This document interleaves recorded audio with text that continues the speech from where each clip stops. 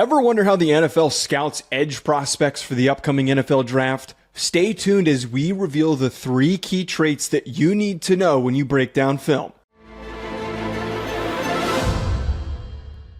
Edge rushers have become one of the most important positions in football in the modern era when you need to be able to get after the quarterback. Hence why we see so many prospects that are defensive ends, stand-up outside linebackers that are selected super high for a team hoping that they can bolster their pass rush. Ryan, when you're evaluating pass rushers for today's video, what should we be focusing on as the 3 key traits? As we usually do, Joe, there are buckets that we're going to talk about as far as the evaluation process. And the first and foremost conversation we're going to have on today is your combination of get off and bend around the outside track. We're also going to talk about the physicality, power profile, ability to be impactful also in the run game in one larger bucket. And then the last one, we're going to talk about the technical side of things. That's pass rush plan, that's hand usage. All those things go into creating a great potential edge rusher.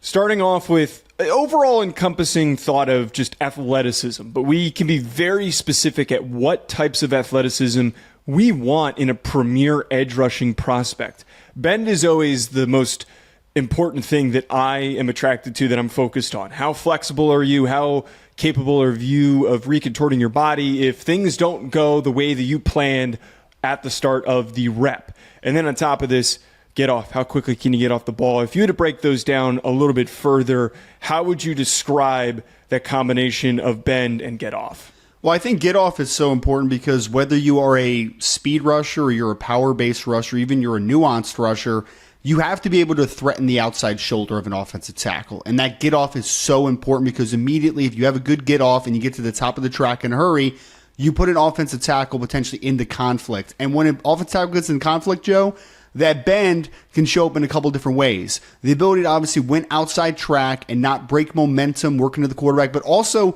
inside counters, right? Do you have that flexibility in that bend to work back inside track and not just the outside track? So the get off is just so important, but the bend is ultimately what finishes plays. That's what takes that get off and gets you home to the quarterback. Let's watch a clip of Micah Parsons, who's one of the most athletic pass rushers that we've seen in the NFL. When we talk about bend and get off, I think the perfect guy to talk about obviously is Micah Parsons, who is quickly developing into one of the best pass rushers we've seen come in the NFL in some time after playing off ball at Penn State. But you see it here, Joe, right? Like he's a looper. He actually works inside on this play, but it's not so much him looping inside and finishing at Jalen Hurts for the sack. It's right when he's contacted by Mekhi Becton on the inside, the right guard for the Philadelphia Eagles, where he is able to not only win his outside shoulder, but that bend in the lower half to be able to flatten to Jalen Hurts. This isn't traditionally what you would think of when you talk about bend. Most people would think about winning on the outside track, around the outside shoulder, but that is bend right there. That ability to maintain that great balance and to flatten to Hurts for the sack, that is really special movement skills. Thanks to the Cowboys' son, it's not super easy to like totally see what's happening here, but I don't think that we could come up with a better example. As you mentioned, we probably could have grabbed the play of somebody winning on the outside track, but we wanted to get a play of Micah, and then this one just stood out to me because he's winning in multiple ways and using his body control, the explosiveness, the speed generation, and he gets off the ball so quickly. But if I had to clip a picture, just screenshot this, and I showed it to a group of individuals that want to learn about football. And they asked me, well, what do you mean by bend? And I think I get asked this a lot. This is bend. Stiff guys can't have their legs at one angle and their upper body at a different angle. It's just not possible. Guys that are stiff are going to, this rep's going to be over for them. They're not going to be able to just readjust, clear, and then finish the way that Micah does on this play. Most importantly, against one of the fastest quarterbacks in the NFL. He just tails him and takes him down. But everything is really shown off in this play of, if you're a premier athlete, you're going to be able to show up throughout a rep and then eventually to finish. It's not always going to be the guys that win within 2 seconds. You have to be a good run defender to last in the NFL. And there's actually been a lot of defensive ends, outside linebackers that have carved out roles despite not having a lot of sack production because they do such a good job kicking ass against the run. And I always really focus on, Ryan, how well do you hold the line of scrimmage? Do you hold your ground? Do you do a good job of locating the football? And we include power into this because you got to be a strong SOB in order to hold your ground against some of these offensive tackles. Yeah, I mean, in the first section, we're talking obviously about the ceiling, right? The ability to get to the quarterback and be a high sack producer. This is more of the floor conversation, and the floor is ultimately if the player is going to be able to find a role and to fulfill a role for a long period of time. And that kind of, it's that grinder mentality, right? That people don't want to talk about enough, but it matters in evaluation. That is the sticking point to a roster for a long time. And when we talk about power, though, we're going to talk about obviously having pop in your hands at the point of attack. We're talking about lower body strength to hold the point of attack, to anchor down against multiple blockers, all those types of things. But also, Joe, power can transcend into different areas as well. Like we're focusing obviously on run game, but there are power-based rushers that have an opportunity to utilize their physicality both in their hands and in the lower body to collapse pockets as well. So power and that physicality, I think, is something that really takes defensive linemen potentially to a higher level when you combine it with the first topic that we obviously talked about. Let's jump over to a play where Myles Garrett kicks ass at the line of scrimmage and then finds a way to make a play on the ball. We're all going to talk about Myles Garrett, the pass rusher, but he is an equally dominant run defender. We see it on this rep where he has a slight inside fake to this tackle, but immediately works back outside to set a firm edge on this inside run. But the great part about it is the inside hand position. You see him get on the inside shoulder of the offensive tackle, which allows him to press, gain extension, and then to fall off and make a stop for a very, very minimal gain. So this really couples a lot of the things that are important to know for run defense. It's the understanding of leverage, pad level, how to use your upper body strength, having upper body strength. Leg drive is something that I always love to put in my notes. If a guy is just strong but just stands there and digs his feet in, it's kind of useless.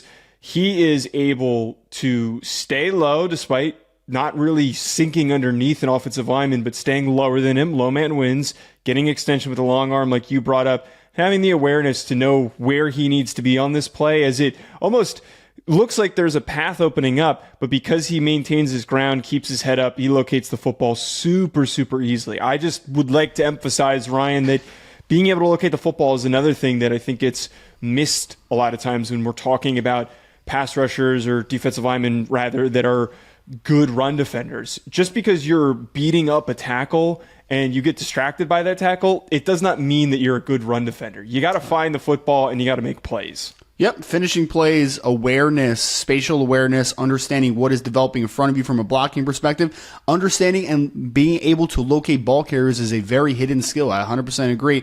And I love this too, Joe, because we also see this translate in the full scope of Myles Garrett's game. Like obviously we see him in the run game here, his ability to understand how to press and then to get off the block, but ultimately he's a really great power rusher as well in the passing game. So that power profile in the run game also shows up in his all-around game as well. I think a lot of times when we're breaking down draft prospects, it's very easy to get caught up with the guys that just run past everyone. Eventually that catches up to you.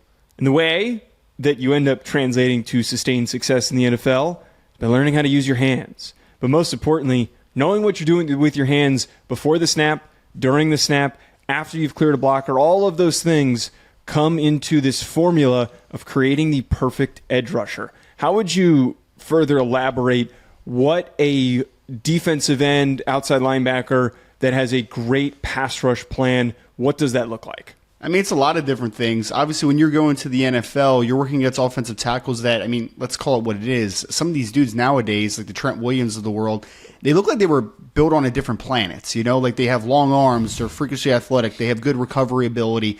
That margin for error is so small now to win a rep against these type of guys that the nuance and the technical side is really what takes you home a lot of the time. And we'll talk about the hand usage of a really good pass rusher, right? Understanding how to set guys up in the passing game, and then ultimately understanding how to put counters and multiple moves together. So this is the mental side of the game. This is the technical side of the game. Good hand usage, good plan, understanding how to put yourself in a great position, and then ultimately capitalize against some really talented offensive tackles on the next level. Let's take a look at Nick Bosa, who has some of the best hands in the NFL, and see how he's able to win on this rep. There's no better pass rush technician in the NFL than Nick Bosa, and we see it here against the sack against the Dallas Cowboys, working against right tackle Terrence Steele. Love this right here because is Terrence Steele a longer athlete than Nick Bosa? Absolutely. So what's he do? Knocks his arms down, gets his arms off of him with a double swipe up the track. You also see a good amount of bend and the ability to finish around the edge as well. But the things that is the winner here for Nick Bosa, good get off, but that hand technique at the top of the track on the double swipe to get his hands off of him, to make him lunge, to dip his head a little bit, that is ultimately what is able to win this rep for Nick Bosa. And Steele actually has pretty good positioning. Like this isn't a situation where he's out of position at the start of the rep. Bosa knowing and seeing this extension, and I'm sure that it factored into what his plan ahead of the rep after this was midway through the game, dealing with enough times of him sticking his arms out that if he pulled off the double swipe, he'd be able to clear his hands, and then Steele's momentum would be completely out of the play. So he really does a nice job of forcing Steele to be facing upfield while he's coming downhill at Dak Prescott. I also have to emphasize, too, I know that James did a really good job of doing a video for anyone who's watched it about different pass rush moves.